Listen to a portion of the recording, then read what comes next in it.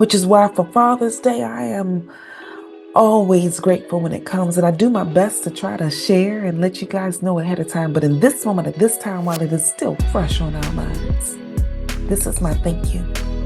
This is my insight to you. This is my hope that what I'm sharing supports you on the journey. And here's something else I want to share.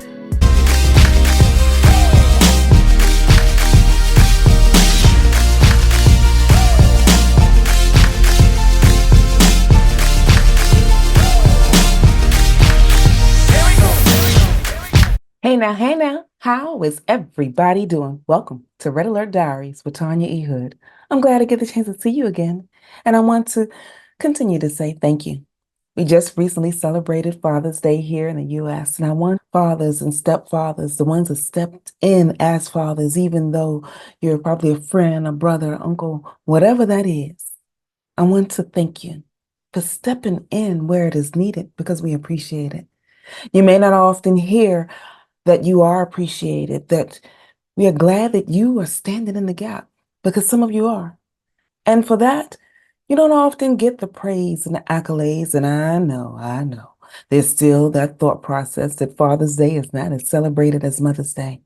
But I don't want you to think that the position that you hold is any less than. I want to say thank you. And for those that have stood in the gap for me, the fathers that have been in my village, oh, as a child that is a daddyless daughter, I understand and appreciate the men that stand in the gap. And so today, I wanted to touch base with you and give you a few strategies because sometimes it is difficult when you are standing on a post and you don't really know or often don't get acknowledged that what you're doing is all right. There comes a time in all of our lives, and for some, it's a little more often than most, that you are in a position where you've got to encourage yourself. What I often share with my clients is create a journal. Create a mindfulness journal. That gives you an opportunity to write down your thoughts, your feelings, what you're going through. Just note down those elements. There are 6 core emotions that most people walk through: happiness, sadness, anger, fear, surprise, or disgust. Somewhere in the midst of all of that, we get the other nuances. But I just want to touch base on those today because for some of us, we sometimes forget our happy moments. Write it down. At the end of the day, I often ask my clients that I'm working with, write down 3 things that made you happy today.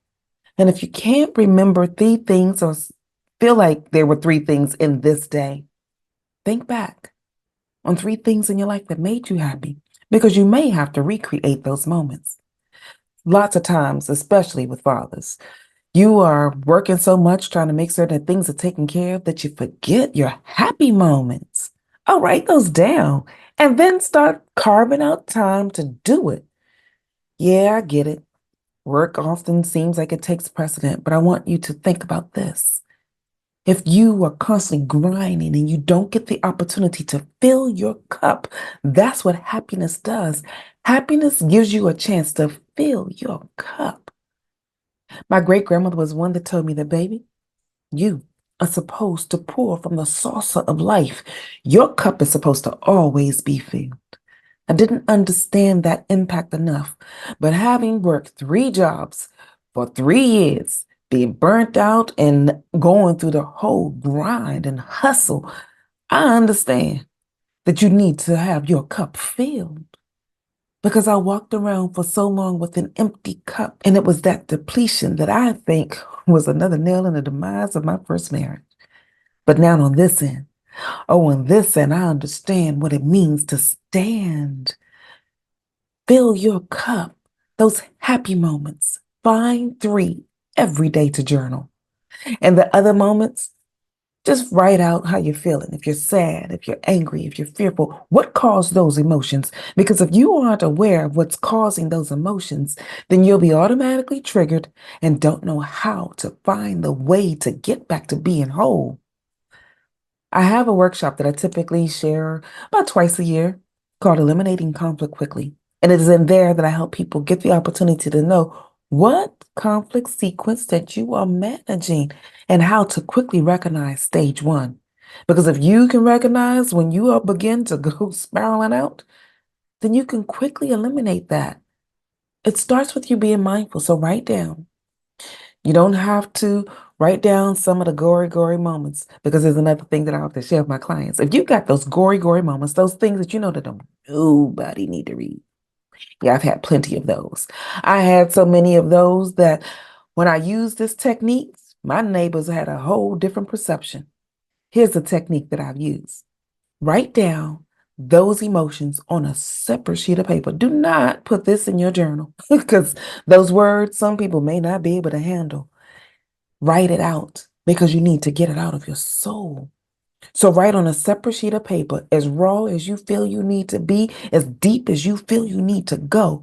There was one moment I had to get out the emotional background that was causing me some angst about my ex because my babies kept asking about their daddy. And it was good. They needed to ask about their daddy because as a mother, in an emotional moment, we often sometimes don't know how to separate the emotional pieces with our ex or the chaos that was caused and our children wanting to be present with the person that caused the pain. What I did not want to do was have my emotional warfare spill over onto my children. So I had to get it out. And as fathers, sometimes it's hard to differentiate if you are being asked by the mom or the ex to come and get the kids that, hey, after all the stuff I tried to do and now you want me. Yeah, that emotional spillover can be devastating to your soul. So protect your heart. Write it out on a separate sheet of paper. And what I did, I bought a grill. I bought a grill just for burning my emotional warfare letters. I burned so many of my neighbors thought that I was the barbecue queen. I can't barbecue anything. But it was a technique that supported me through the journey. And it may be a technique that can support you as well. And here's another thing I want to share. Get yourself surrounded by some men that will encourage you to be able to voice how you're feeling. Too often men want to walk through this journey alone, and you don't have to. Too many times you are often felt to believe that the manly thing to do is to stand on your own. No, it is often best when you are surrounded by a tribe of people that understand you, that will support you, that can pull you up or say, hey, I get how you're feeling, but this may be a different way of doing that. And only a man can do that for another man. As a woman, I have an idea of what I would like to have seen in the souls of my son, but I'm clear that I need a man to help them be men, to express themselves, their emotional warfare that they may be walking through, things that I will never have a clue. One of the things I'm really glad that my current husband has done for me is stood in the gap for my children. He was the father that gave them some insights. And I do recognize that there are some fathers that are doing their absolute best. And I choose to believe that my ex did his best because you cannot give, but you do not know. But here's the other thing I want to stand in the middle with that thought. If you recognize that you don't know it, go figure it out. That's where that community of men comes in to give you some insight about the things that you may not know how to do. Because my ex and I had different parenting styles, different parenting thoughts, different ways that we were taught to parent children. And because I had a different vision and he had a different vision, our division caused another nail that caused a divorce. So you may be in a divorce over differences in parenting. You may be in a divorce over a moment of not truly knowing how to do this thing because you may not have had a representation to show you. That's why finding a tribe of men that can support you on the journey will be best. So that me as a woman trying to figure out how to connect with a man that may not have the skills because he wasn't taught, that may not have the words because he wasn't sure. But if that is something that you know about yourself, go find it. My current husband, the thing that I love about Eric is that he has taken the time to study what was necessary to communicate effectively, give an idea of what was necessary to me, while he tried to parent children that were not his own. And as he took a moment to understand my background and how I was thinking of the lay of the land, because here's another thing about our children. They are your future legacy. I had an idea because I was already raised with the thought process that you have to raise children for the future because they are the legacy. And I was clear. I could not raise sons to have the legacy that was necessary. I knew what I liked to see. As a woman, I knew what I would love for them to possess so that when they went out into the world, for the women that would find my sons, that they thought they found great men of valor, great men of honesty, loyalty, honor, and trust, all the various characteristics that we accolade to manhood. I wanted to have my sons be the thought process for those characteristics. So it's the men that stand in the gap, which is why for Father's Day, I am always grateful when it comes. And I do my best to try to share and let you guys know ahead of time. But in this moment, at this time, while it is still fresh on our minds, this is my thank you. This is my insight to you. This is my hope that what I'm sharing supports you on the journey. And here's something else I want to share. For some of you that, like I was sharing, may not know, get the support. Write out what you need. Use the journal as a reminder, but for some of that stuff, some of that stuff that you guys need to just burn and throw away, please burn and throw away so that you get it out of your soul. Because maybe here's another thing, and I had to learn from my current husband. When you're a woman trying to figure out how to share your soul, sometimes the way that we express what we perceive that you are giving information to us or laying out things for us, we may not feel that it's the way it should be, and we may not express a better way of supporting you on that journey and how. So if we don't have the words, you may have to help us with it. Because there were plenty of moments when Eric sat me down and says, I want you to know first that I love you. But I also want you to know that the way that you shared that information, that's not supportive. So here's a different way that you can do that. If you got to sit us down to let us know, please do so. Be gentle, be kind, be loving, or make certain that you set the environment so that we are clear. This is a safe zone. What I'm about to share may hurt, but this is a safe zone. As long as the woman in your world knows that you are still a safe landing pad for her heart, she will allow you to speak to her soul. And Eric has done that for me. And in the midst of him doing that for me, here's another thing that I have done. It's a next level note. Now, some of you have heard my next level notes. For those of you that are just getting introduced, my next level note often comes from a life experience that I have lived by allowing heaven to intervene on my behalf.